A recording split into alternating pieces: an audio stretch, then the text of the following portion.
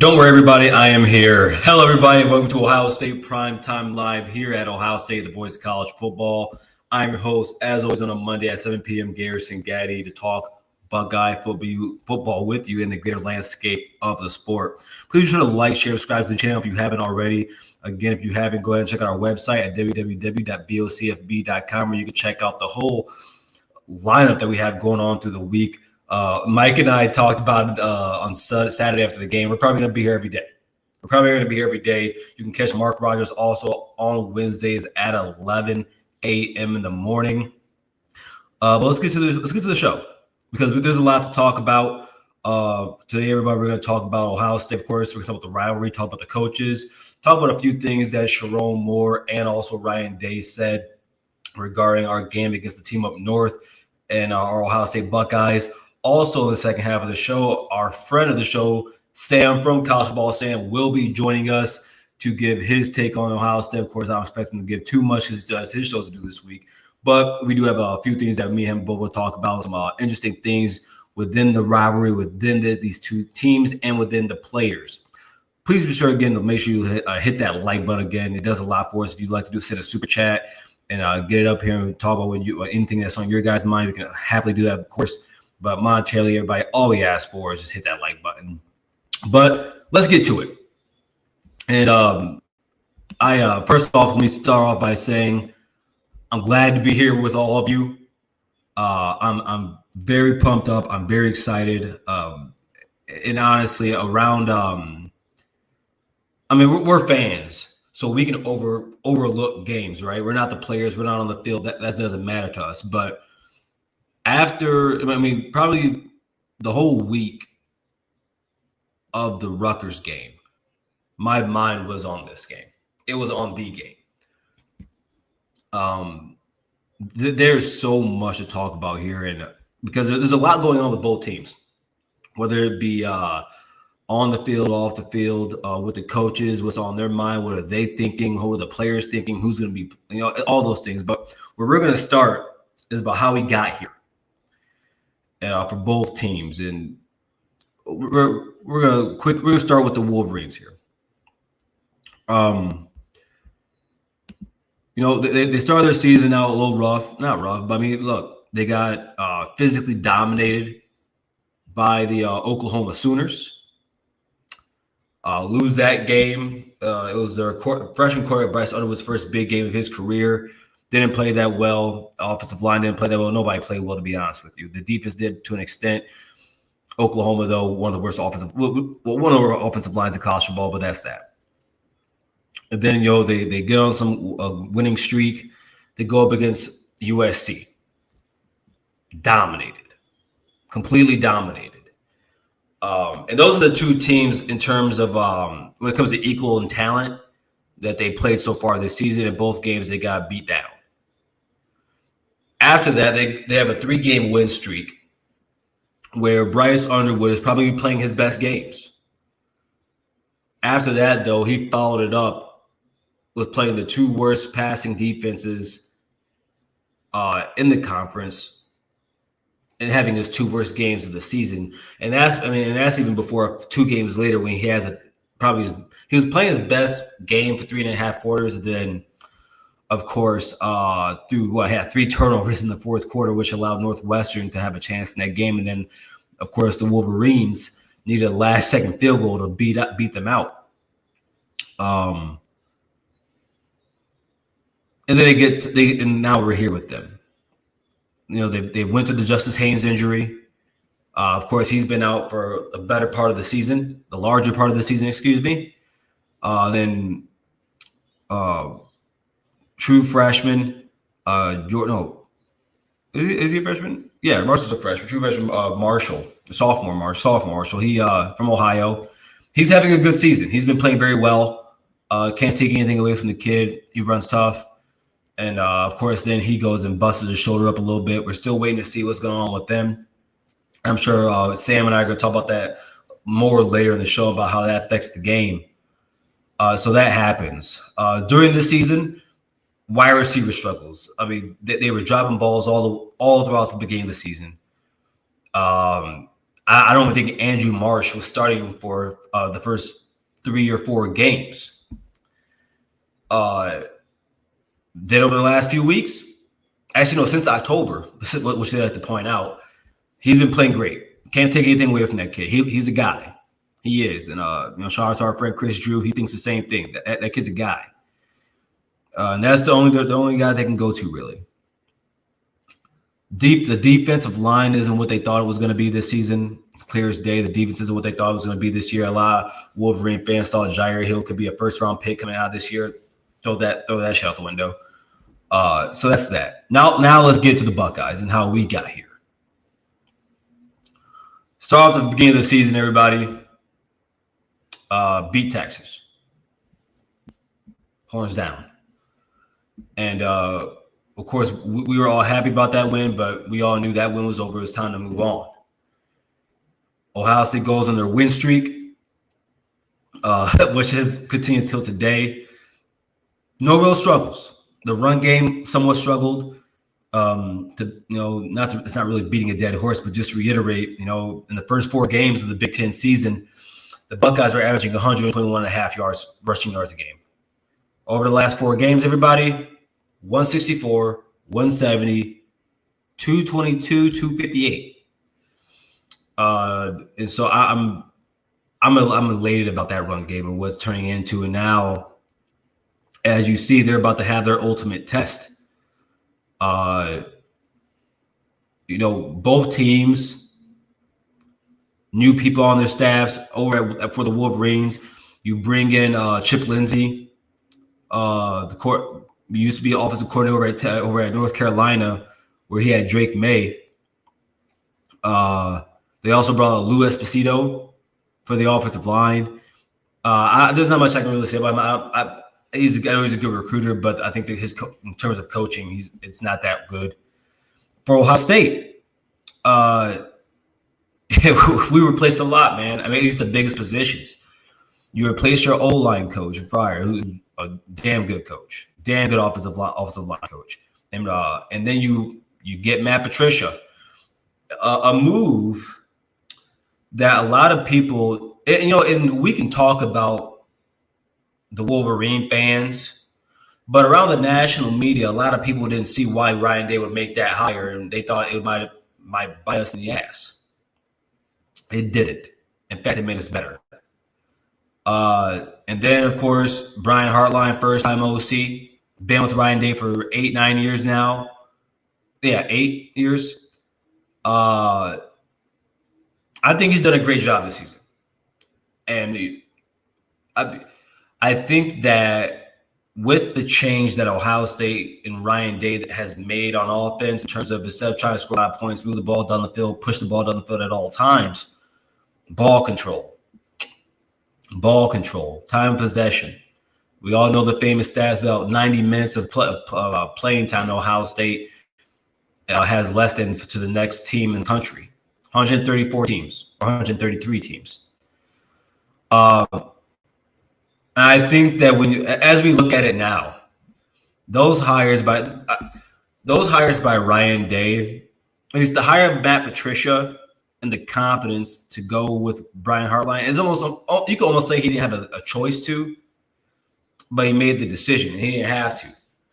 And once again, we can sit here and say that when it comes to hires, we can have full trust in Ryan Day as the CEO of this program to make sure he does the correct hires and brings the right people in. And not just that can make coach well, not that can do the job, not can just go out there and recruit, but the players on the team like you.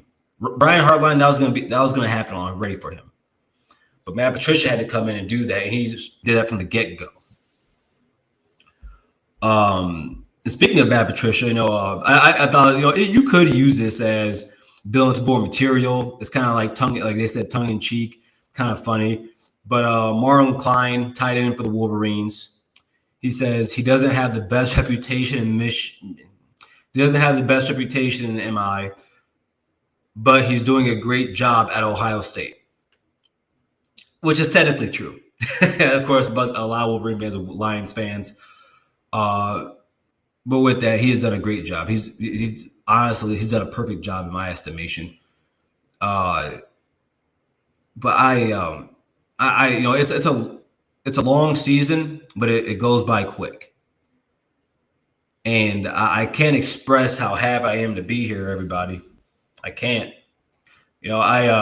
This might sound crazy. Maybe it's not, because I think a lot of people don't care about their birthdays really. I care about this Saturday more than I do my own birthday. Not the date of my birth, but I care about this day more than my own birthday. I celebrate it much more than I do my own birthday. Usually for my birthday, I'll hang out, chill, maybe sit at home, watch Titanic. This, I gotta be outside. And again, actually, everyone in the chat, if you're watching, if you find the video, you're commenting on it, let me know if you're going to the game. I'll be there. I will be in Ann Arbor, and I would love to meet all of you if you're there. I'd love to talk to you while you're there. If you get the chance to go, whether you be a Buck, especially if you're a Buck, if you're a Wolverine, wouldn't mind that either. But yeah, we're finally here, and it's time to beat them.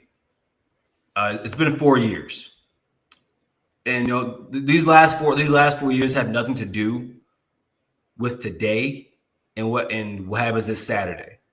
Sharon Moore actually said that we're going to talk about the coaches again and what they had to say about this game or leading up to this game.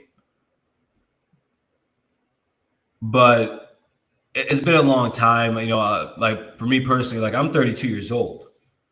I didn't really start watching or understand. Like my dad graduated from Ohio State, so I'm a Buckeye. But I didn't really start watching football and understanding it till fourth grade. That's 2001.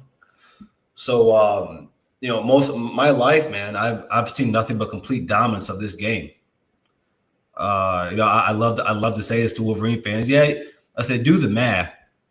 I mean, since 2000, I've seen us lose this game 6 times. You guys have won 4 years in a row. Do the math. 8 years in a row, 7 years in a row.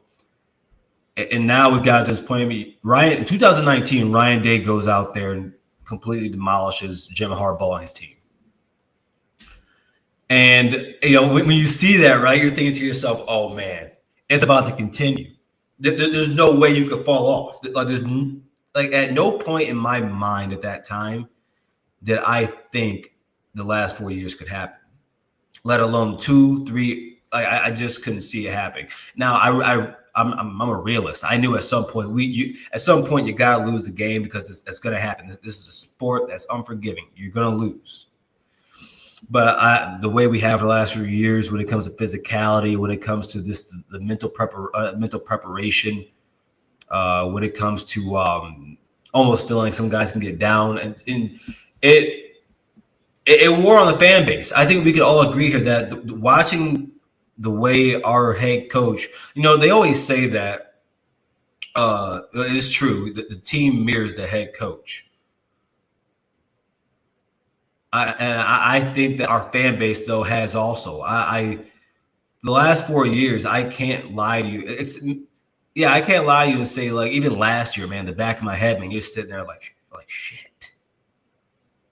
Are we gonna win this? Like, is it gonna happen again? But now we're in 2025, and November 29th, they take us to the field again. I would be more disappointed this year than I was last year if we were to lose that game, because I think this team is better. I think the coaching staff. I mean, Chip Kelly's gone. I don't know if I can say the coaching staff is better, but at least defensively it is. Offensively, I mean, the run game is somewhat fallen off a little bit from last season. A lot of that has to do with the fact that we don't have Chip Kelly. We don't have Travion Henderson. We don't have Quinshon Judkins.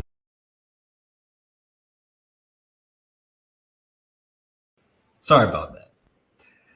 And I can't explain to you how I think this team is going to go out there with they call football what do they call it? It's contained chaos. And I think we're going to see the Ohio State Buckeyes play like that this Saturday, and I can't wait. I truly can't wait. So right here, everybody, let's get into some of the things the coach has said. Let's start with, actually, before we do that, let me give a shout out to everybody that's sitting here right now. Love you guys. Happy you can join me here on Monday. Alex Miller, OH is finally here. Yeah. And clearly, man, you're just as excited as I am, man. I'm sad that the season has gone this fast, but damn it, I'm so happy we're here. Once again, Alex, once again, my guy, we are here with a chance to go undefeated, beat our rival, and go to the Big Ten championship. I see a lot of people talk about the conference championships not mattering anymore. To hell with you. I want to win the Big Ten. This is the conference we reside in, and this is our conference, and I want to win it. A lot of people say, "Oh, Ohio State fans act like it's their birthright." You're damn right, I do. You got to earn it. As a fan, yeah. I feel that way. My guy Dom B, always. Yo, Garrison, man, what's up, Dom B? Yo to you too, my guy. And wait, bro, did you change your name again? Bro, you changed your YouTube name as much as I changed my hairline. Straight up. Sage, good to see you in here. It's a great day. Oh, I see what you did. It's a great day to be a Buckeye. Yes, it is. Yes, it is, man. And actually, while we're here, Sage, let me go ahead and quote the great Jim Tressel. Thank God I got the chance to be an Ohio State Buckeye. Shout out to you, man. Glad you're here. Don, hey, man, thanks for the $1.99, bro. Appreciate you for the super chat. Don B says, appreciate your hard work, bro. Hey, I appreciate it, man. And it's not just me, man. Mike works hard, man. Mark Rogers, we all know how hard Mark works on this channel. It's his network. But I appreciate it, man. It's this is my second year. Is it my second year? Yeah, it's my second year here on the Voice of College Football. Started last year in November, the beginning of November, and with my guy Ryan Stanos. And Ryan, shout out to you. It's awesome, man. I'm happy to be here. I'm blessed to be able to talk to you all every week. It's awesome. It's awesome, Don. I appreciate you, man. I truly do. Sage says Chip Kelly returns as an advisor for the playoffs. Oh, I hope so. I truly. Hey, listen. You want some quick money? You want a job? Come help your quarterback out. Come help Ryan Day out. Now, when I saw that, my first thought was, why not? Like Chip Kelly, why not come back? Jam, shout out to you. Hello, Garrison's. Jam, always hello to you. Say it's in the algorithm. Oh, by the way, I'm sorry. Jonathan says have to make sure Reese buys Underwood. But yeah, I think Reese will. I think Sonny will have his time doing that. I think Caleb Downs will have his time doing that. Those guys, they're the middle of the field. Also, where Bryce struggles. But we'll talk about that later. But yeah, I think Arvell should be all over that and throughout the game. We don't have to do it all the time, but when on third and long, second and long, that's the time to do that, Jonathan. Most definitely, man. Well, everyone, let's continue here with the show. But before we do that, quick message here from the Voice of College Football, everybody. And just a reminder, if you do have a gambling addiction, please call 1-800-GAMBLER. Again, that's 1-800-GAMBLER. College football is even more exciting when you've got some action on the line, and the games are even better when you're cashing in. And the Voice of College Football is the place to be to get the greatest value. Start with my picks. 75% against the money line, 58% against the spread, and I've got a 40-plus year track record. 11-0 in the college football playoff for me last year against the money line, 8-3 against the spread. And I'm just the warm-up act. Steve Merrill of Wager Talk is our ace in the hole, show stopper. 7 years with the Voice of College Football, over 30 years in the industry.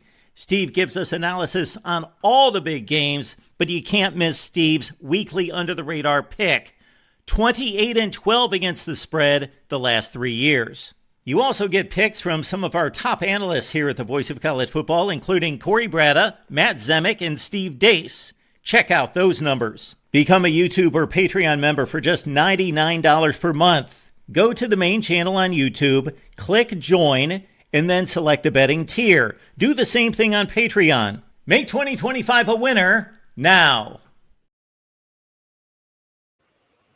Okay. So what are they saying? What are the coaches saying, the head coach specifically?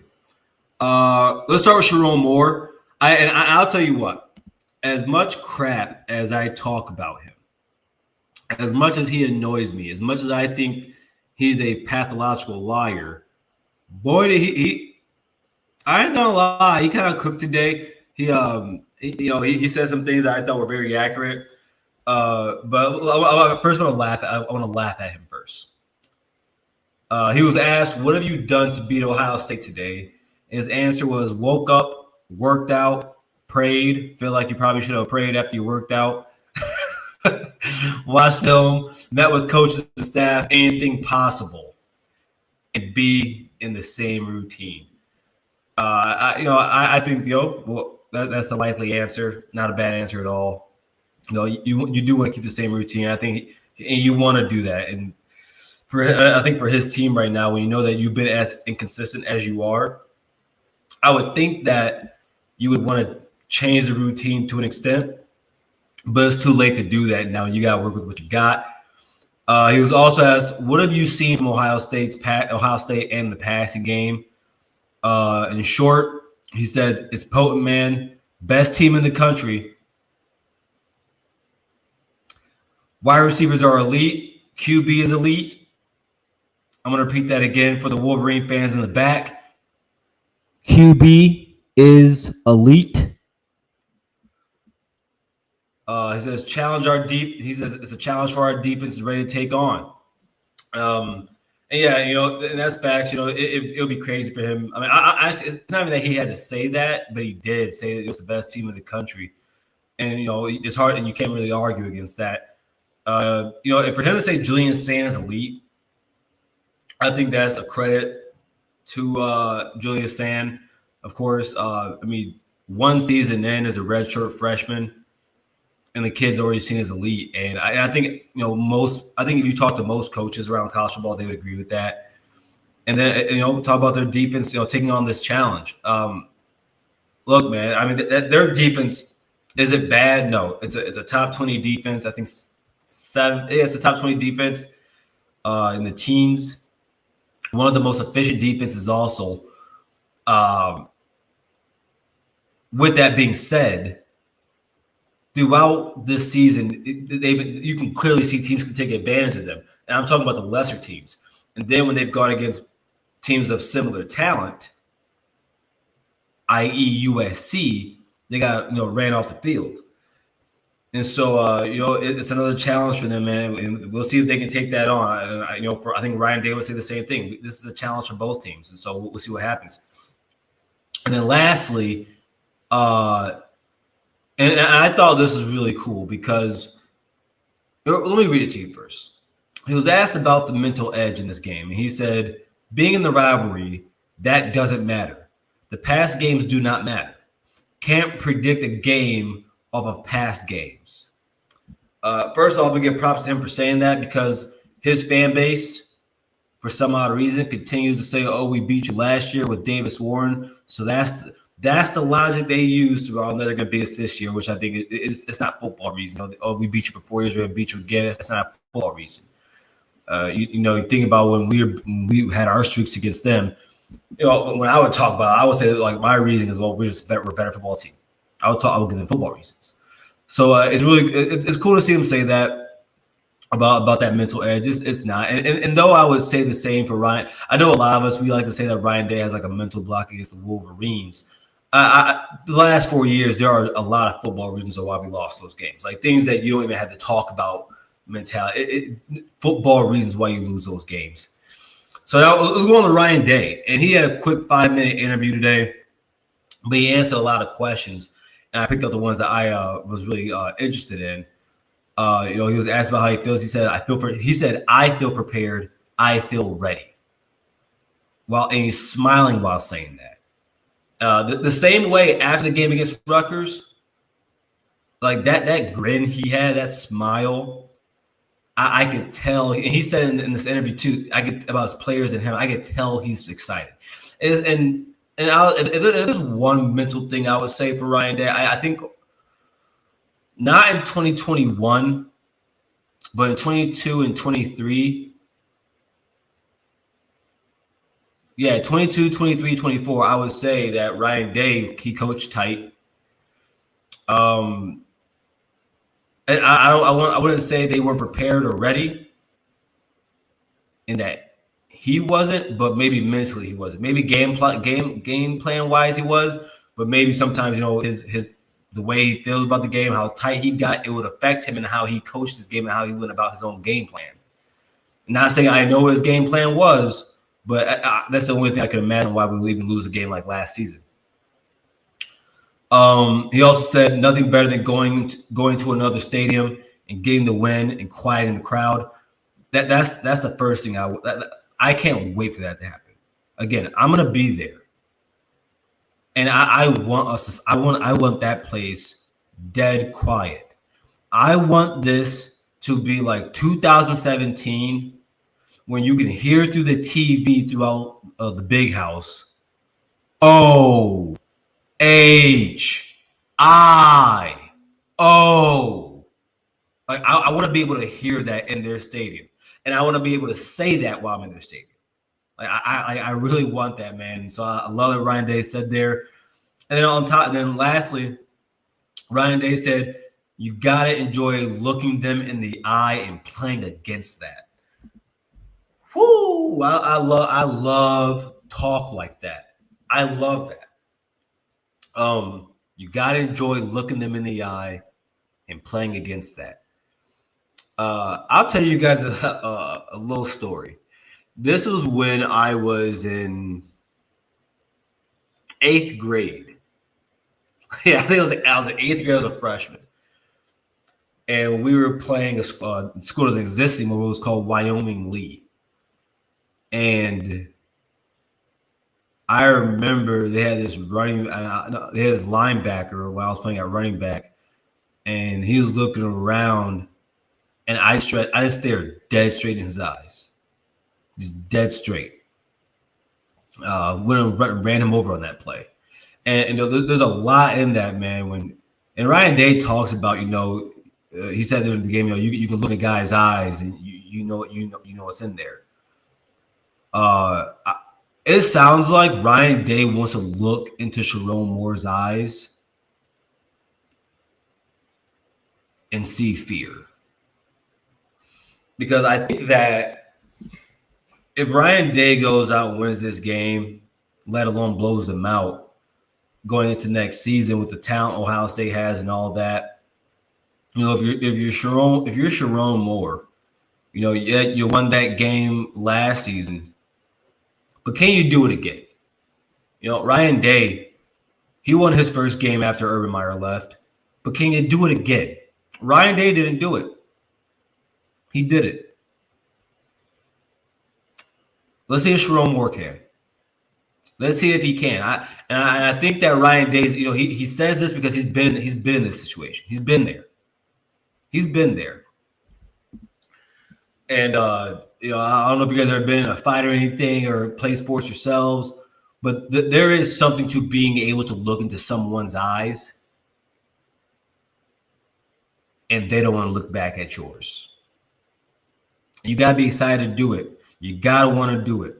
If you guys watch boxing or the UFC, they look straight in each other's eyes. Why? Intimidation. But you want to look into their soul.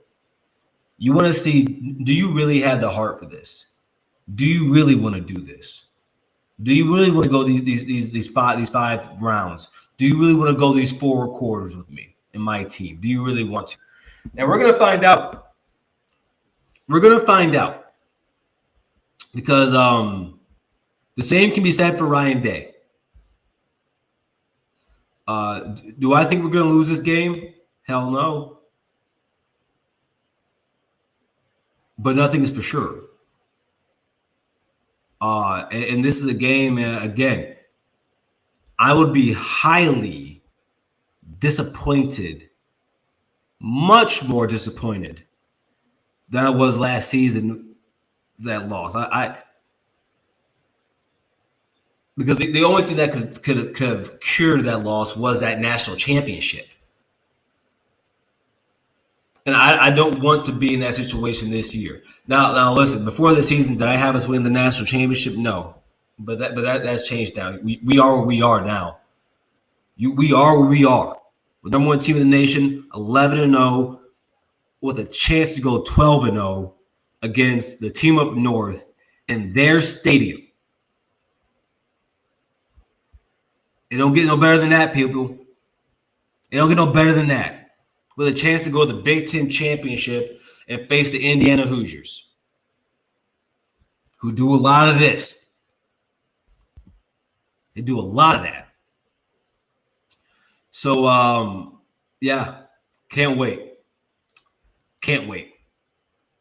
I want to get to some of these real quick. Shout out to Sage again. Oh, here we go. Sage says, Maddie, is that a Maddie Pencil P will have this D ready? That's what she said. But or he said, I guess. But yeah. Oh man. And shout out to Jonathan. We don't give a damn for the whole state of Michigan. We're from Ohio. I want to sing that too. I want to be. I want to. I've been to the game twice in my life. Both of them have been in Columbus. I've never seen the game in Ann Arbor. I want to be obnoxious in their stadium. Respectfully obnoxious. But obnoxious. Like I just whoo-wee.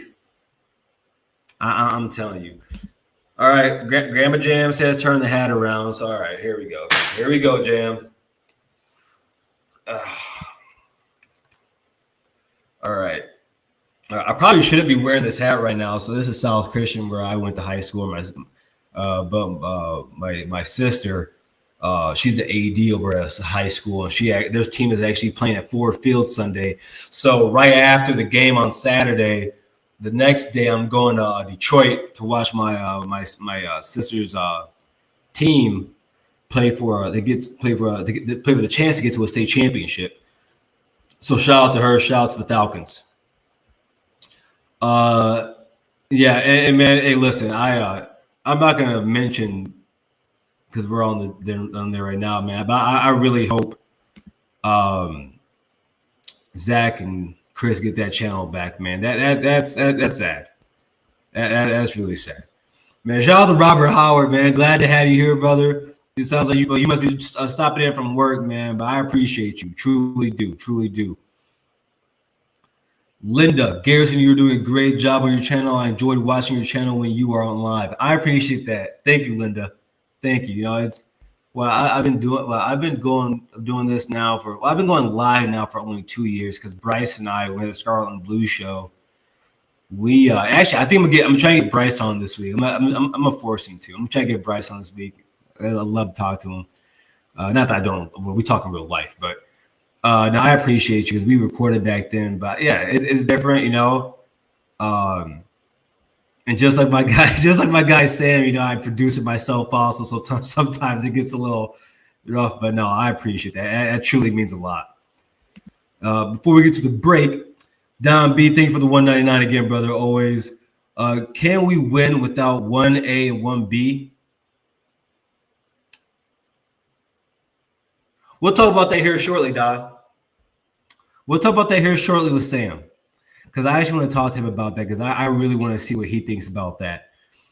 But before we continue, everybody, of course, we do a lot of great things here at the Voice of College Football. Have a lot of channels for on this network for different teams, whether you be a Buckeye, whether you be a Sooner, whether you be a Tar Heel, whether you be a Wolverine fan, whether you be what else we got Oregon, whether you be any of those. We have a slot for you to be sponsored on this show. And with that being said, get your business, product, service, or personal brand to the next level by partnering with the Voice of College Football. And let's discuss how you also can reach your target market. The Voice of College Football is a growing network with a large following, so let's find out how we can help you grow with us.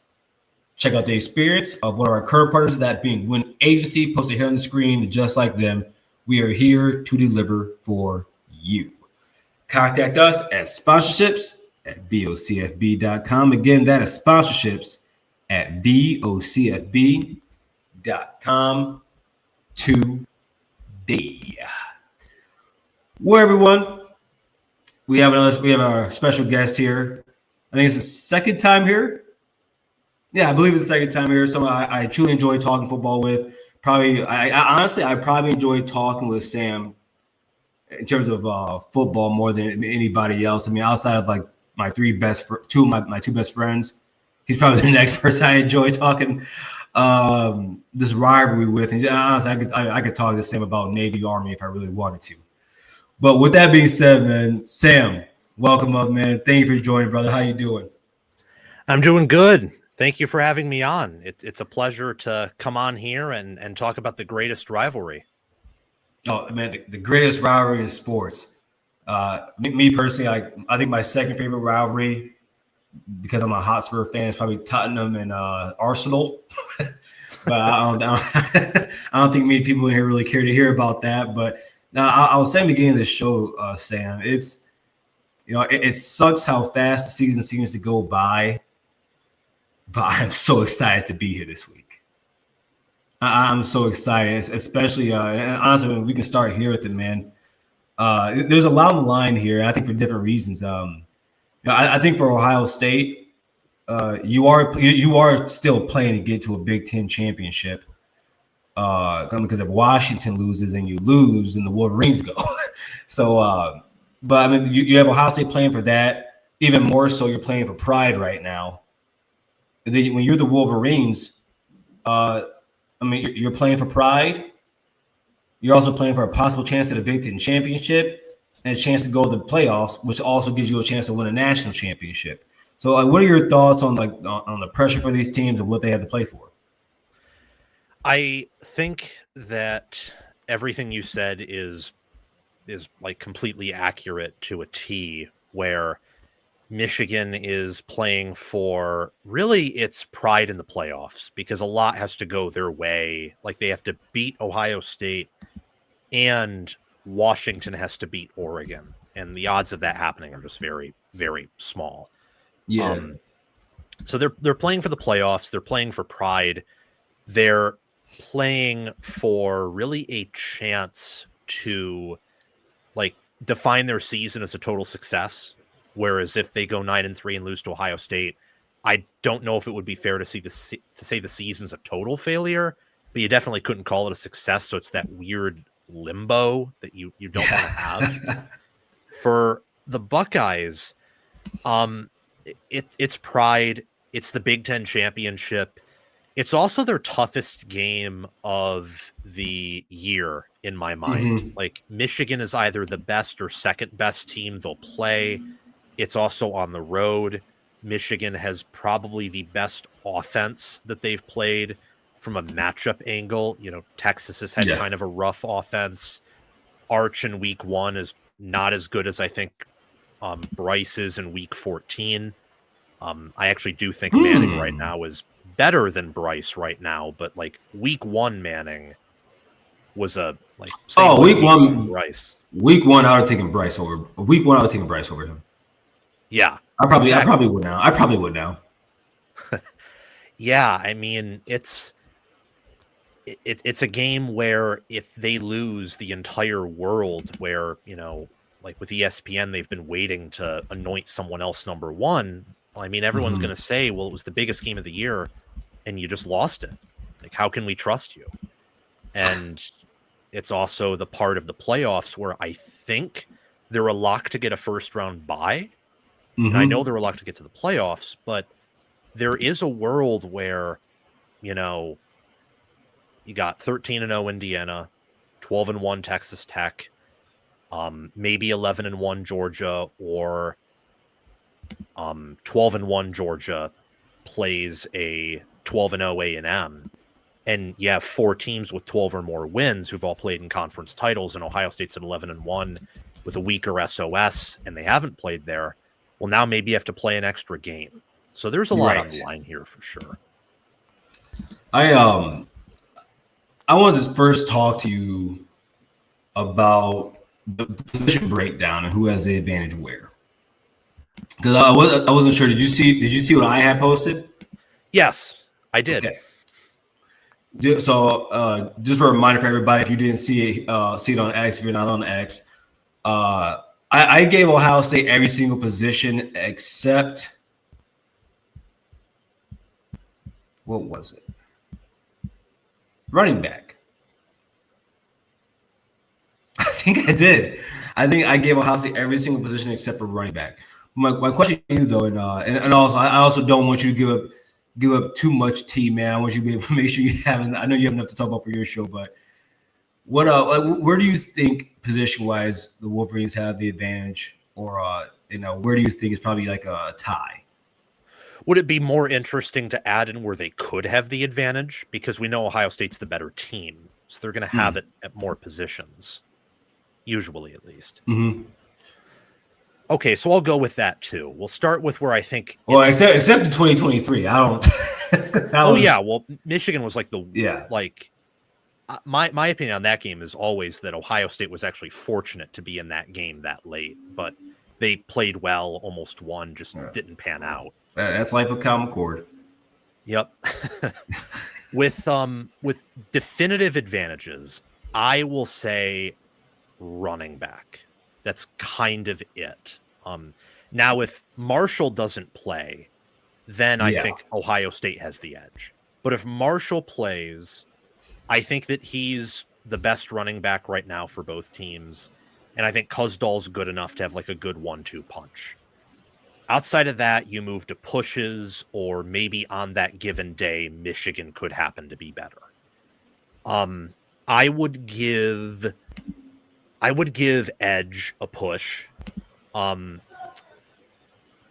mean, Derek Moore, and it's funny, Derek Moore and Caden Curry, like both have way more sacks than Reuben Bain Jr., but I wouldn't take any over Reuben Bain Jr. It's just kind of like the stat guys who are really good and have production, but then there are some other guys who are just like just have that impact and get double teamed a bunch.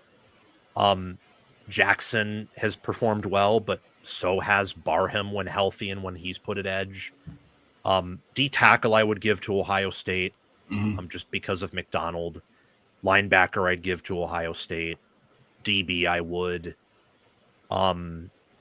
O-line. I had a Wolverine fan tell me earlier that that you guys are better at linebacker.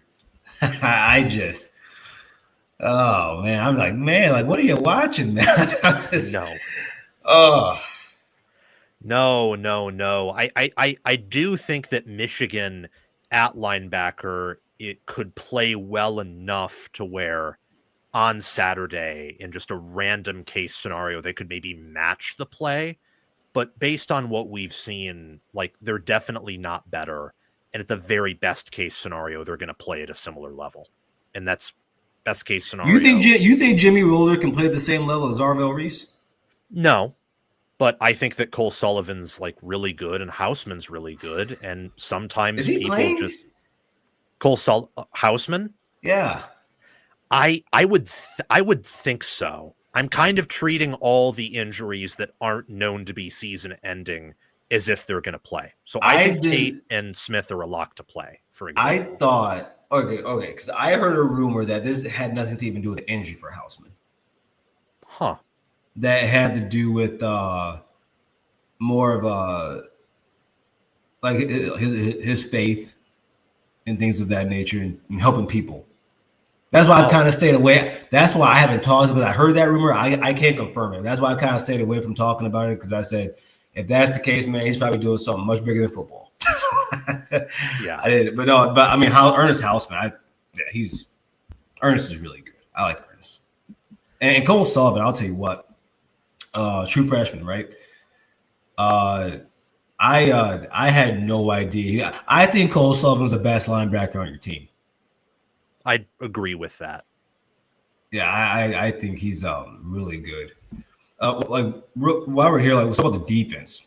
Let's talk about Ohio State's defense against the Wolverines' offense here, quick. I'm gonna start the D line. Now, though I do think we have a better defensive line this year. I do believe so, and I think that if you told anybody Ohio State's defensive tackle room would be deeper than you guys's, I don't think any of us would. We'd probably sit here and say, "Come on, bro." I mean, during the offseason, Sam, I think you kind of saw that. Me personally, I don't know what you think. I think our defensive tackle room has been better. Time. I don't think there's a defensive tackle on your team that will start for us. I truly believe that. No, I probably would agree with that too. Deeper, I haven't seen enough to tell which is deeper, but I know that Ohio State starters, mostly because of McDonald, are better. I know that. Well, I'll tell you. So Edric Houston throughout the season, because Edric is kind of like a crash out kid and does dumb stuff on the field. So like hit people in their faces when we have an interception. But he lost his spot to Tom Malone. I don't know if you remember Tom Malone, transferred from Ole Miss. Actually played college baseball too.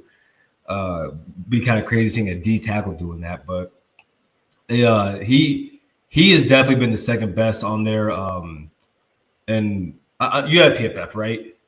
Yep. Yeah. I mean, if you look at guys like Will Smith Jr., I think he's played well when able to. Jason Moore, he gets in here and there, maybe a snap or two a game, but he's played well. But it was amazing to me about how that is, because I think coming against you guys in your run game, that's where it needs to start. Yeah, I was thinking about this today, and I don't know.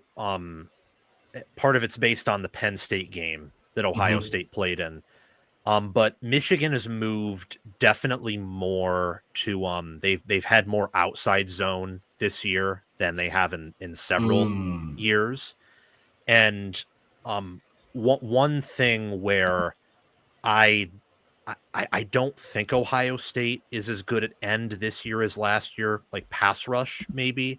But one thing that was really underappreciated about Sawyer and JTT that you saw against Notre Dame, for example, and Notre Dame loves outside zone, is they were really good at like stopping the run and just shutting it down from the get-go on the outside. And I wonder if, because I know Michigan will want to run, they're not realistically going to win pass heavy. There's a difference between that and keeping the defense honest, of course. But I wonder if they fail to run on the inside, if maybe they can get some of the outside stuff going. It's going to be tricky because I still think Ohio State's DNs are really good and their linebackers are among the nation's best. But it is interesting because on one hand, in theory, Ohio State could hold Michigan to single digits with points.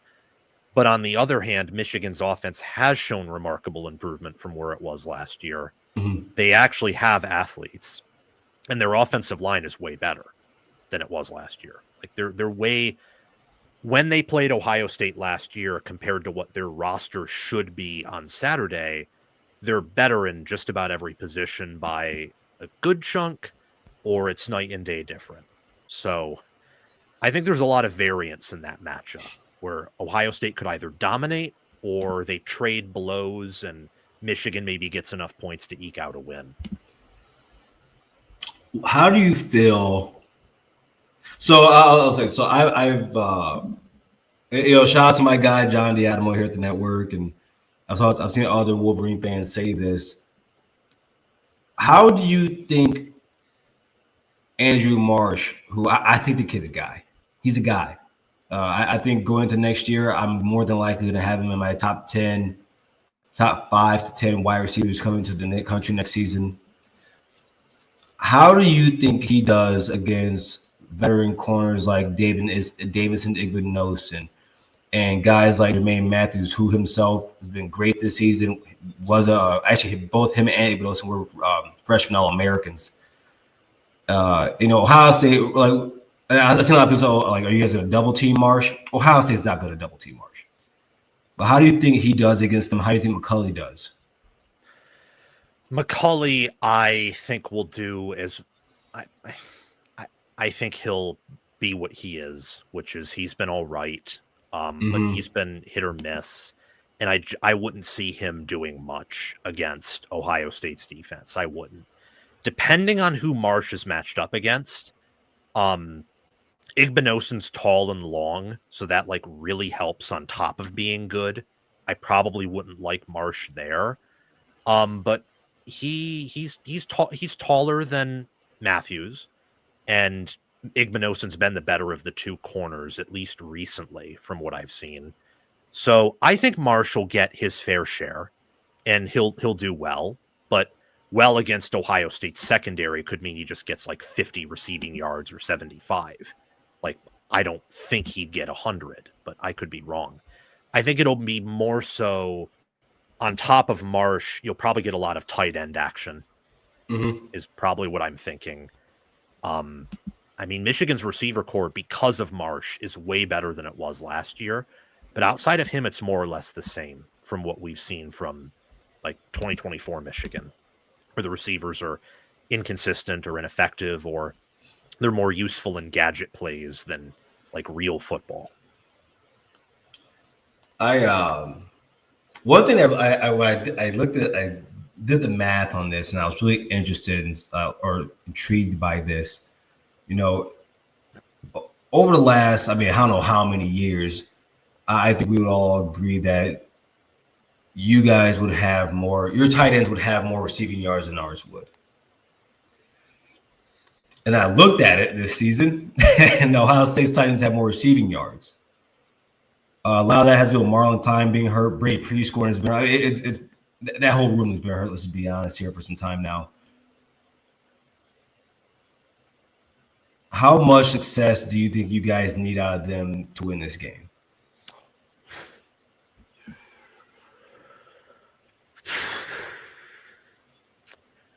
I think that depending on where Michigan puts them, I think that Michigan's tight end and fullback for Michigan, I think in this game, blocking matters way more than catching.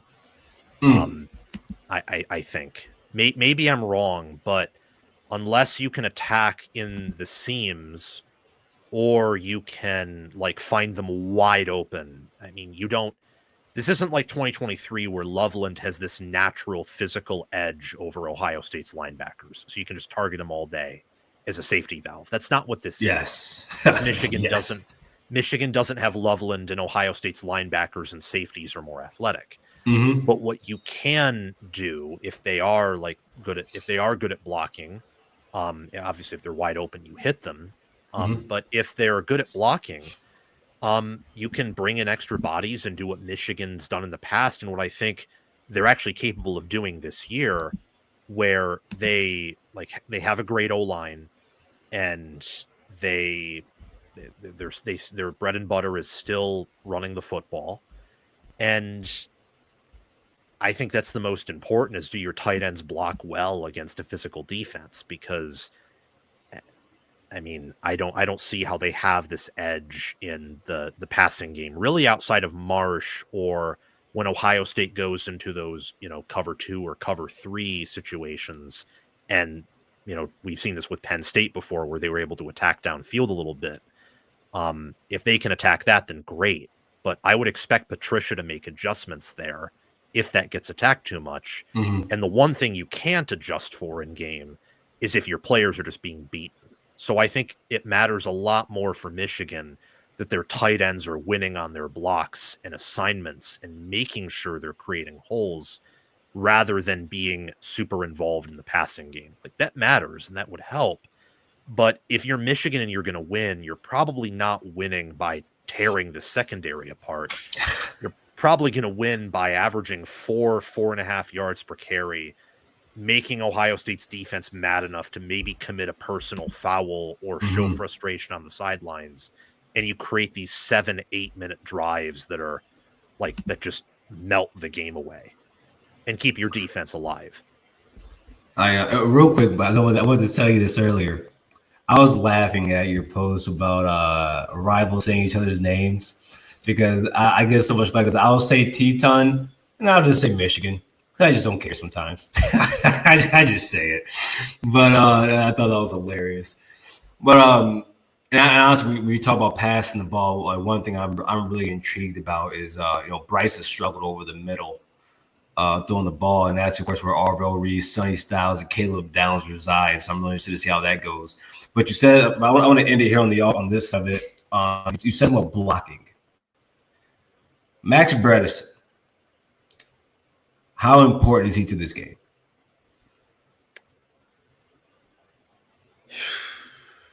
I mean, I feel like that's not getting for as important as I've been told by a lot of Wolverine fans about how important he is to this offense, but I think that I haven't heard a lot about him in terms of what if he doesn't play. Yeah, I mean, I would say he's important because he has a better reputation than like Jalen Hoffman, for example. But Hoffman also filling in for him has looked good.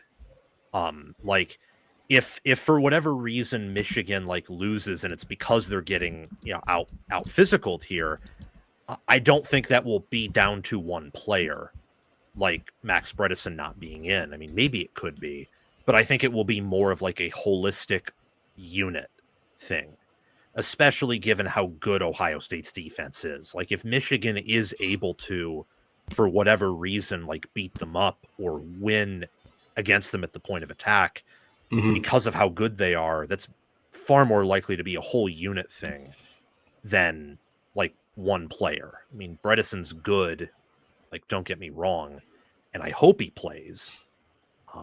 But yeah, I mean, I think he's important, but I certainly think that there are plenty more players for Michigan that are important. It's important that Underwood, Samaj Morgan. he needs to either be benched or only used in gadget plays. But I was laughing at I forgot who posted it. It was a Michigan journalist, but he said it sounded he said Samaj Morgan will be available from Parshurah Moore. And I was just reading the comments from Michigan fans. I was like, oh man, I hope he's not reading this. But let's get to the other side here. The Wolverine defense versus the Ohio State offense, which I think is the more intriguing of the two. What are you looking for on all three levels? So D-line, I'm looking at pass rush. Same thing with the linebackers. In the same way that I don't think Michigan is going to produce a ton of offense against that Ohio State defense, at least without a very specific style and Michigan's defense playing well. A lot has to work for that Michigan offense to move the football. I'm going to operate off the assumption a little bit that if Ohio State runs the football well, it's because they've gotten up by a ton of points and Michigan's panicking to try to defend the pass. I don't think Ohio State, if they try to run it first, is going to have a ton of success. So with the front, I'm looking at Michigan getting pressure, which they're not as good at getting as they were last year. And Ohio State's a great pass blocking O-line. I know they've had issues, but I'm going to give them benefit of the doubt there with Saraveld. Their linebackers for Michigan, I'm looking for them to A, pass rush well, but B, not be undisciplined when defending the RPO. That's a very hard thing because you're put in conflict between the run and the pass. But Ohio State has run that. They're very good at running that. So if you want to win this game and solidify your chances, your shot, you're going to have to do some exceptional things here. And you're going to have some things go your way. And if they can, I don't know if they're capable. They haven't played an offense like this outside of USC, and that didn't go too well. Although it was in a different environment, little different philosophy. But regardless, they're going to have to defend the RPO well and tackle well. And for Michigan's secondary, they're not going to win on every down. These receivers are better than they are. That's pretty much always been the case outside of maybe 2023. And even then, Marvin Harrison was the best player out of Ohio State's receivers and Michigan's defensive backs. You're going to have to tackle well.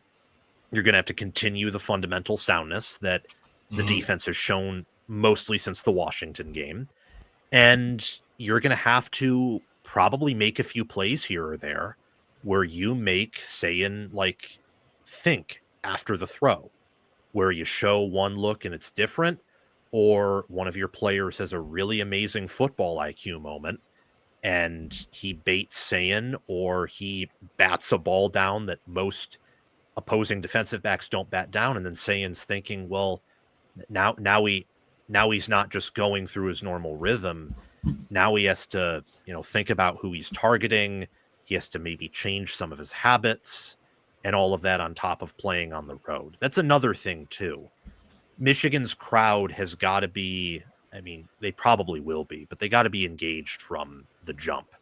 Like anything that the team can do to help itself against an offense that is phenomenal and that I'm expecting both of their starting wide receivers to play, anything's going to help. And on top of that, simply because of the way the stadium is built, you gotta be extra loud, and I'm sure they will, and I'm sure they will be, and I expect that. Like for me, when I look at like just the three levels of Ohio State and Michigan Wolverines, I texted you that stat or messaged you that stat about the Wolverines on third down. Did I? Yes, you did. And for everyone to hear, so the stat, the Wolverines allow their opponents to, I think it was 54%. They convert 54% of their third downs. Allows quarterbacks to throw 69% on that, while Ohio State throws 71% on third down, while on fourth down, while also completing 70% of their fourth downs. I really, the reason I said that to you, Sam, is because I think that's so big. It is huge. Because when you get near that 50, because most teams, most coaches, they'll punt the ball to put the defense back on the field because you can trust it. Yep. And they'll say, well, usually if you're going for it on fourth down, you don't trust your defense. I trust my defense in that instance. I would really like for Ryan Day to be ultra aggressive in this game. If I see us trying to run the ball first, I'm gonna pull my hair out. And my hair is short. My hair is super short. So it's just I want us to spread the ball out, not throw out of tight sets like last season. Now, when it comes to Carnell Tate, we don't know. I thought I bookmarked this. So Aaron, and shout out to Aaron. He says David Sobel, Jay said he's good to go for Saturday via post from Downs to Business. That's good to see. Now, and me personally, I just didn't think Tate was going to play. I thought that for JJ, I thought he just had tightness. Carnell, I think, is either really hurt or injured. To both fan bases, they're going to take this their own way. But the truth of the matter is, if we didn't have either of them, I'd be okay with that, because the truth of the matter is there's more to play for. And there's bigger things to play for. But I of course, I would love to have them. When it comes to our running game, I've been very big on trying to push back against people saying Ohio State's run game isn't good, because I think when people say that, it implies that we have Alabama's run game. Yeah, that's fair. And that's or Oklahoma's. Like those aren't good run games. And but I'm watching over the last 4 weeks. Isaiah West, he's coming to his own. James Peoples, though a lot of it comes towards the end of the game, he's starting to show flashes. Because the truth, I tell people, man, like if you don't show flashes during bad teams and then show flashes during bad teams, then show flashes, I'm okay with it. I'm happy. So I really want to see how that goes down. I think something that doesn't get talked about enough, Sam, is how Brian Hartline has used the running backs in the pass game, which is what makes our offense so elite. Julian is saying he has no. Some people like to call him a check down merchant, but I mean, I think for him, he does it just because he wants to keep the chains moving. That's the main goal of this offense and of offense. In general. Some offenses want to score fast, but I think just like you guys, keep the chains moving, tick tick tock tock, win the game. I'm worried for Tegra. Whether he gets blitzed on, and I do want to say because I'm blanking on one of your defensive tackles' name. He's probably your best one. Benny. Sean Benny. Thank you. He that's a problem. I mean, depending on how they line up, I mean, Carson Hinsman, I can trust him, but in my mind, man, I'm thinking to myself, what if Tegra just has his worst game? And it's not that Philip Daniels, he hasn't been great. He's been average to sometimes good. But that right side of the line, and what's crazy is, I mean, since 2021, that's been a recurring thing that for some odd reason, the right side of Ohio State's line is never up to par with the left side. I'm not sure what that is. And maybe that's because you put your better players on the left side, but at the same time, I've seen dominant O-lines all across the way. So I really want to see how that happens. I mean, Barham has been great off the edge as a pass rusher. I do think he gets way too deep. I think he's terrible in run defense at the edge. Moore, he's definitely built off of last season. Last season, he got a lot of pressure, never finished. This season, I think it's 9.5 sacks. Yeah, it's 9.5 sacks this year. Yeah, half sack over Caden Curry, which is also really surprising to me. Well, not really, but it's kind of surprising that he has that many sacks. It is to me, for sure. Yeah, but I mean, Derek Moore, man, he's been a game wrecker.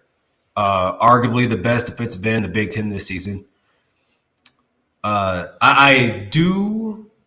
Now, I'm gonna be quick about these guys. I don't fear anything in that secondary. I wouldn't.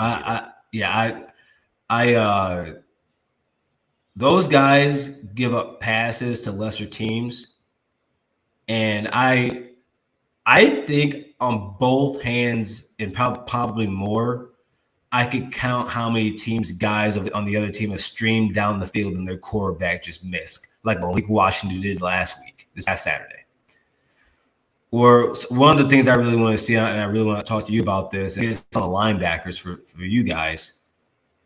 Because I think Ohio State really needs to work the middle of the field. If Jimmy Rolder and Cole Sullivan are back there, as talented as a coverage guy as I think Cole Sullivan is, but he's still young. If those two guys are back there, I'm using Brandon Ennis in the slot. I'm putting Jeremiah Smith in the slot. I'm using Max Clare a lot. And I mean, he just had his first 100-yard game of the season. How do you think they match up? I would say your nickel to your linebackers against Ohio State's tight end in middle of the field core. Wow. Well, that's probably more interesting to talk about than like outside corners versus receivers. Oh, for sure. Too, because I love this matchup. I love it.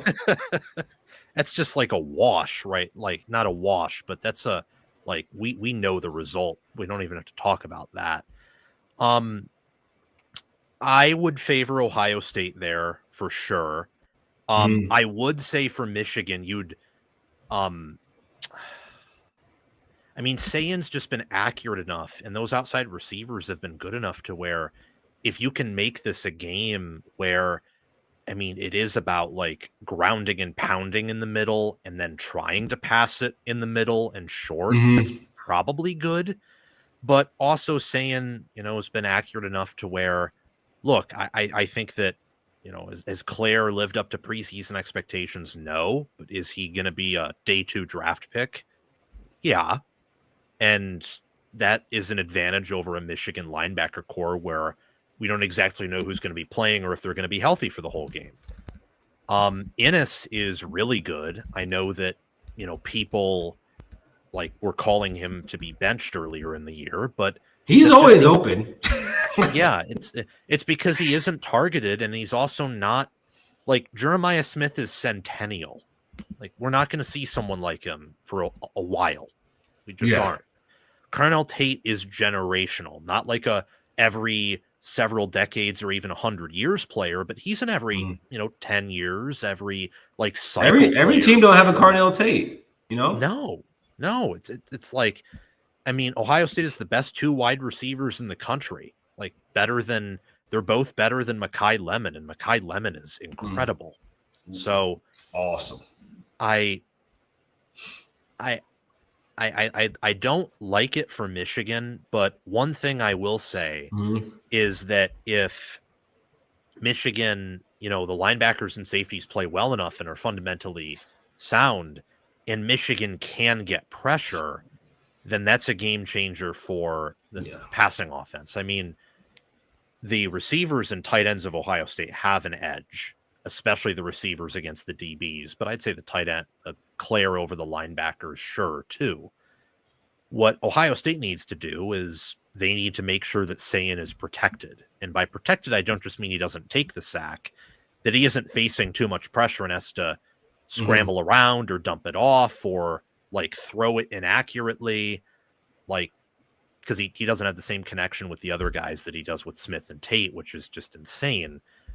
That's what I think the most important thing is here. I just said it in the preview that I finished before I came on, is even if Ohio State plays their game on their terms, which I think they'll do more of than last year, at least hopefully, I think this game will still come down to line of scrimmage play, but just in a different way. It'll be the same thing for Michigan's offense and Ohio State's defense. But for Ohio State, the offensive line is good, but we've seen against Wisconsin, we've seen against Penn State where they've allowed tons of pressures. And because Wisconsin and Penn State are either thin at linebacker or just not good at secondary, they have been able to get away with it a bit. Purdue. Oh, wow. Purdue got pressure. Wow. Yeah, there you go. Michigan has better athletes on the front than Penn State does, than Wisconsin, certainly than Purdue, and it's on the road. You have to make sure that Sayin is protected, whether that's a running back there, which Ohio State does all the time, or even you go max protect and you bring in Ian Moore as your 6th offensive lineman. You can do that, because the receivers are that good and they will get open. He has got to be protected, especially since, Underwood's younger and less experienced and not as good right now. But Sayin's young too, and he hasn't been hit all that much. Right. If the hits start piling up and the crowd is excited and Michigan can move the ball, then all the pressure shifts on top of him. And that's not a good thing. So now that you've talked me into it, that's really what Michigan has to do. They have to get pressure. Yeah. And they have to cause confusion with pressure. So before I let you go, Sam, I want to read a stat to you, and I want to get your opinion on this. So starting from your own 1 yard line, right? Yep. This is Bryce Underwood. I'll say this first. From the 1 to the 20 yard line, 57%, touchdown, 3 interceptions. From the 21 to the 39, 65.9, so 66%. From the 40 to the 40, 69%. Between those two, Ohio State's defense actually allows 56% completion percentage. But then when you get within the 40-yard line, so when you're on the opponent's field, Bryce hits a straight 50%. What percentage does Bryce need to win this game? Hold on. Let me quickly No, go ahead. I have these little notes right here of weird stats. Well, that's really useful. I mean, that's what I did, especially for the entire. I'll do it later this week, but that is for the 2023 game. And that was like all I was focused on for the week. And shout out to our guy down beast. Sam is goated. Yeah, we know that. Thank you. What I would say, okay, so this is going to sound crazy, but it's just bear with me. It's how Michigan plays football. It's also how Ohio State could play the game. If Ohio State's having a ton of success through the air, like a lot, like 2018 level, which they can, that's in the cards here. He needs to have like about 2 out of every 3, I would say, in combination with the ground game. I mean, even then, if they're having that much success, I don't know if Michigan can win, but I'd never count it out. If Ohio State is having their, like, what I expect them to have against Michigan, which is successful drives, but some punts, some field goal attempts, like it being close, I think he needs to complete above 50% in the 50s. Now, that may sound stupid, but we've seen him against Michigan State and we've seen him against Oklahoma, like, not do all that well. We saw it against Purdue. And Ohio State's held like Ethan Kaliak-Manis to doing nothing. And Kaliak-Manis is a good QB. He's very cool. I like him. Yeah, like he's not phenomenal, and he has like issues because he's not like an NFL QB, but he has some possibly NFL traits, and he's gutsy and he has good receivers. This is a tough defense, so I'm going to give him a little bit in combination with Michigan having a good rushing offense and probably having a good enough defense to not give up like 40 points or high 30s, especially given how Ohio State loves to chew clock. I just think he needs to complete more than 50%, like preferably high 50s, low 60s, and more importantly, don't turn it over. If you only complete 50% of throws, but you don't turn it over, and you hit like a deep bomb, which forces Ohio State to like reconfigure their defense so that doesn't happen again, that can be a game-winning like stat line where he does just enough to force change and keep the defense honest. But if he completes, say, what he did against Northwestern, like almost 70% of his passes, but throws 2 really stupid interceptions, including one inside his 25, then that'll be game. Michigan can't afford to lose the turnover battle here, barring something from outer space happening. Yeah, I guess honestly, it sounds crazy, but I understand because it's kind of like the same thing I feel about Ohio State, where I just need you to situationally be good. Yes, just like I would say, like for the last outside of the last 4 weeks, saying Ohio State's run game was situationally good. But for me, situationally good isn't always like I when you're not playing the Wolverines, I think the run game looked great. You can be situationally good against them, but so I understand what you're saying, man. Well, Sam, man, I appreciate you, bro. I appreciate you. Hopefully we get to see you here soon. You said you made some content earlier. Was that for the Ohio State Michigan game? Yeah, it was live show didn't go as planned, partially because I talked about the Heroes game between Nebraska, Iowa, and then the Michigan Ohio State game way longer than I initially wanted to. But yeah, I just did a live show where I talked about Michigan OSU for 30 minutes. And I mean, this is the case with this game often, but I think there's a lot of potential outcomes here.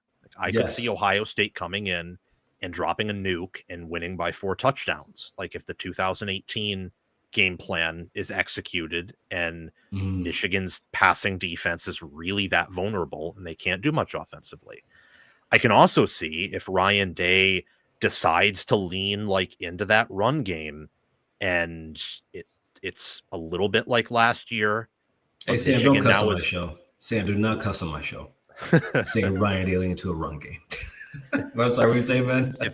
No, it's funny. I mean, if that happens, now that Michigan has a pulse offensively, the game could actually get out of hand in Michigan's way, because now it's no longer turnovers and missed field goals, but Michigan can't do anything because they have a walk-on at QB.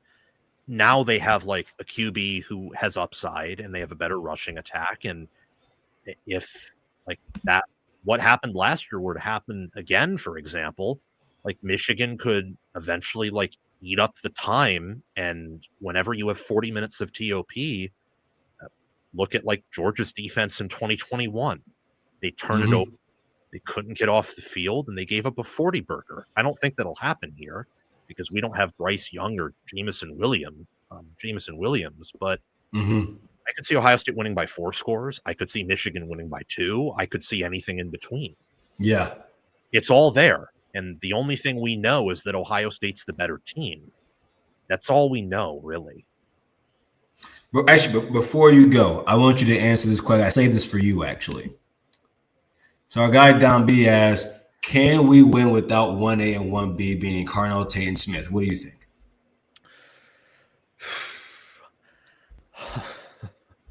It'd be tough. It'd be tough, man. I think if you're without both of them, you lose. I think so. I made a like kind of a like 2x2 graph in my head about this situation, and I texted it to a friend of mine. I think as long as Jeremiah Smith is playing, I would pick Ohio State.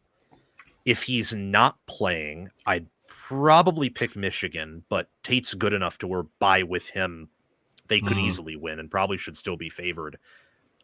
Without both, I think Michigan would win. I mean, that Rutgers game, it was a good performance. Like, it shows how, like, that was Ohio State's best game on defense, and I think a while. The rushing offense looked good. The backup receivers, like, after a while looked good. Innis looked good. Sayin looked good, considering his 2 options were out. But Rutgers, as I also said to Ohio State fans who were excited about the rushing attack, it's like Rutgers allows 6.8 yards per carry. They have a defense in the 130s, and their offensive line's been banged up, and it's on the road. So if that's the team I see playing Michigan on the road, if 1A and 1B are both out, I think Michigan wins, but the good news is I don't think both will be out. I think at least one of them plays, if not both of them. So with that being said, I'll go with what I said in my preview video, where I'm very confident like Michigan covers, but I need to see Michigan do it given the coaching disadvantage. I'll tell you what, State to win. This is my counterpoint to that. And then you can, because I had this conversation with a friend of mine. I said, let's say Jordan Marshall, because we already know Haynes is out. Yep. So let's say Jordan Marshall doesn't play and Carl Tate doesn't play, Jeremiah Smith doesn't play. I think I trust, because I think our 2 deep at wide receiver is better than almost everything except for USC maybe and Oklahoma's starters are better than every single receiver you guys have seen, at least unit wise. Yes.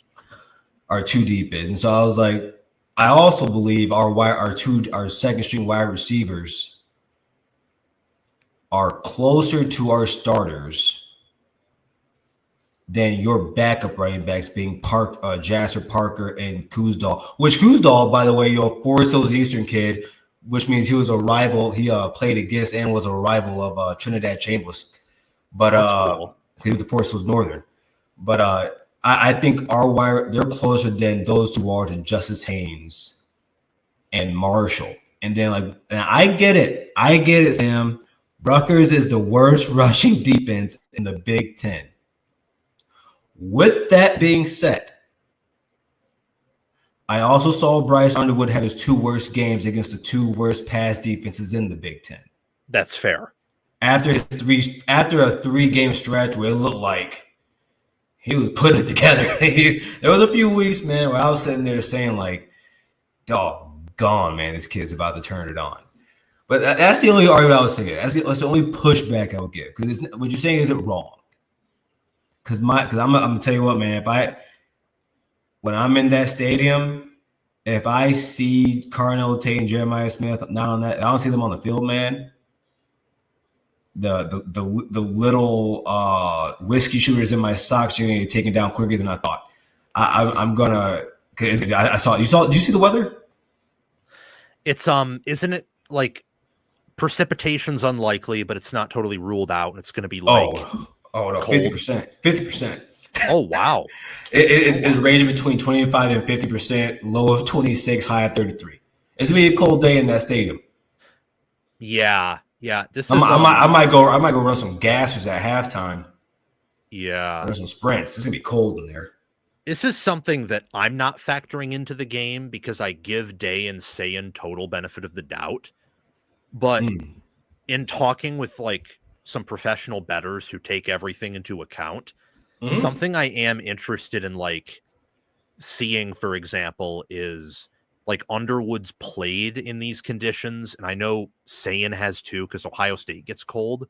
But like, what if other things go against Sayin, and then on top of that, like you have the cold? And I don't know. If I'm Julian Sand, I'm Julian Sand, I'm sleeping with my window open, no heat off. Save yourself on the heating, on the gas bill. Just stay in the cold, brother. Stay in the cold and get ready. Because I tell people all the time, Sam, a Michigan winter is a little different. Man, it's a little different up here. It is. You got lake effect. It's terrible, especially over here. Like I'm in Grand Rapids. It's that Lake Michigan, man.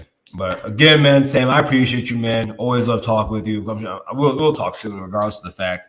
But thank you again, man. You let everybody know where they can find you. Yep, you can just search up College Football with Sam on YouTube or Twitter. You'll find me extremely easily. We have almost 30,000 subs on YouTube, so I'm almost always the first thing that pops up. Thanks. I always tell you, man, I'm happy and proud because I've been there. You probably didn't know, but I've been watching since you started that channel, and I think it's one of the best, about the best, just pure Big Ten channels you're gonna find on YouTube. There's not much you're gonna find better than that. Thank you. Well, we're searching. Man. We're trying to be the best. We're striving to. After this, I'm just going to release all those different segments I recorded and then prepare for tomorrow's show. Thanks for having me on, Garrison. Man, thanks for being here, brother. I'll talk to you soon. Yep. See ya. Yeah. Well, Gary, that's our friend there, Sam from College Football. Sam, make sure you guys go ahead and follow him on X at CFBW Sam on X, and also see him on YouTube. Well, real quick, everybody, before we get out of here, I want to know what your scores are. Put your score predictions in, and I'm going to give you mine here shortly. First, we got a couple of them right here. Aaron says if Tate plays 30-13, if they both play 41-10. All right. Hey, Aaron, I love your comments, bro. So for me personally, well, let me ask, do you guys want my score right now, or do you want me to wait till like end of the week? Let me know, but I still want you guys' score predictions. Actually, no, screw it. I'm gonna do mine right now. So the Wolverines struggle on throughout the season. Here, let me do some quick research here. While you guys put your scores in there, I'll read them off here shortly. Let's check this out.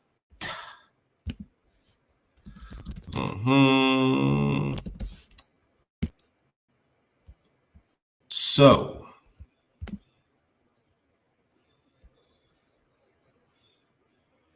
look for the scores. For some odd reason, they're not showing up. That's aggravating.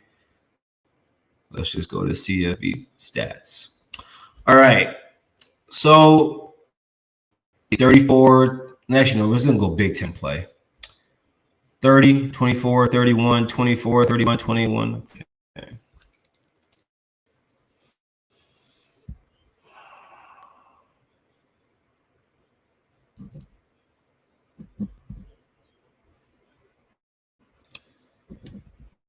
All right. Let's see. So the score I have everybody. I had Buckeyes in this game, 33.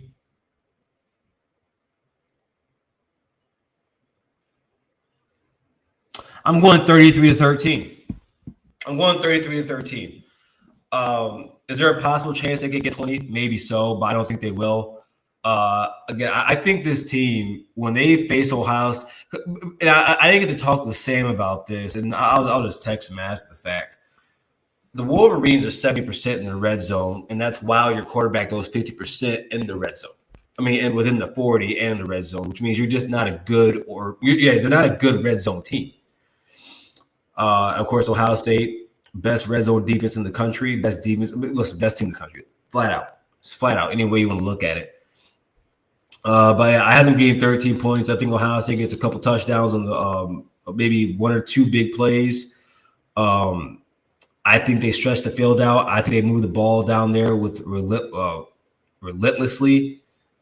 I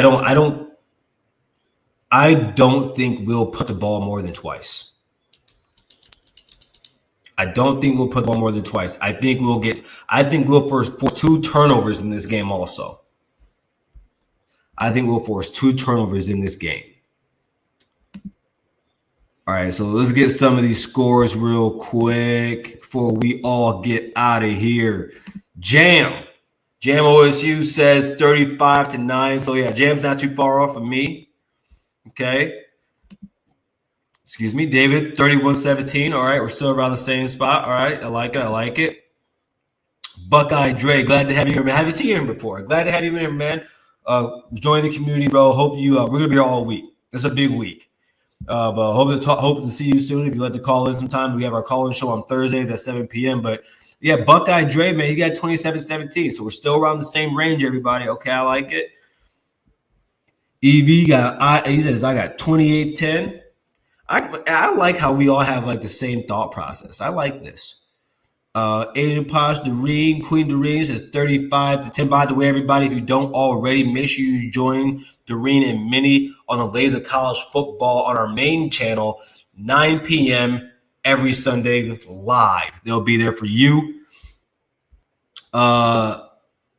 Jam says, how do you score 33? Touchdown. That's 14. Field goal, that's 20. Touchdown, 27. Field goal, 33. I'm good at math. I still got, I can do math, man. I'm proud of that.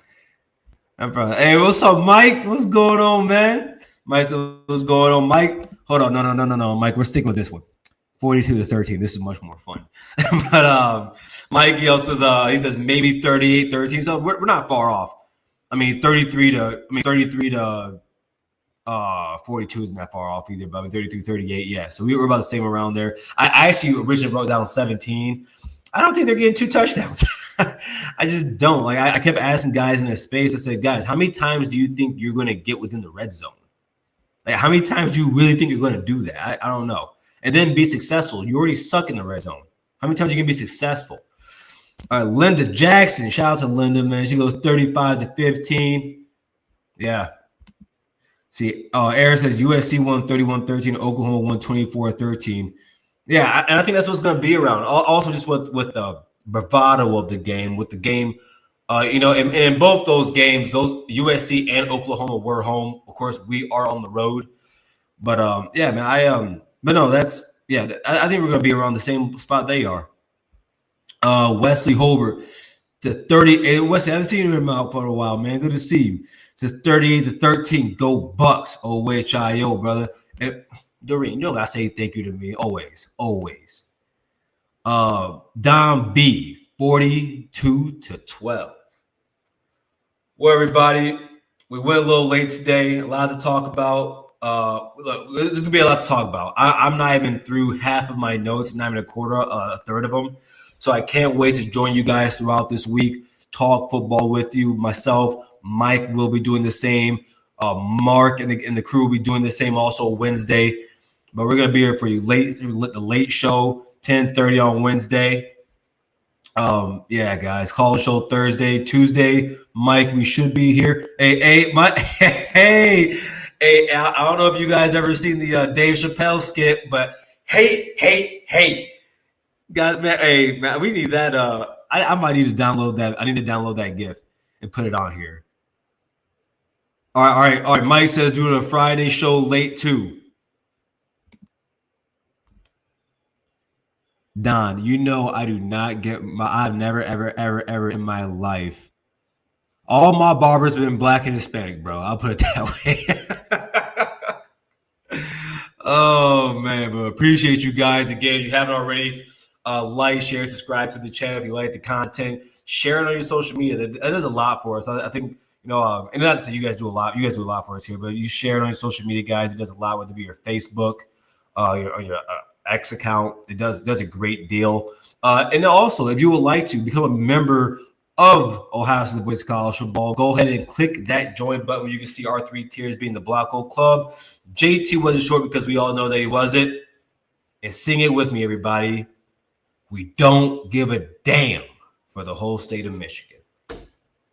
OH, IO.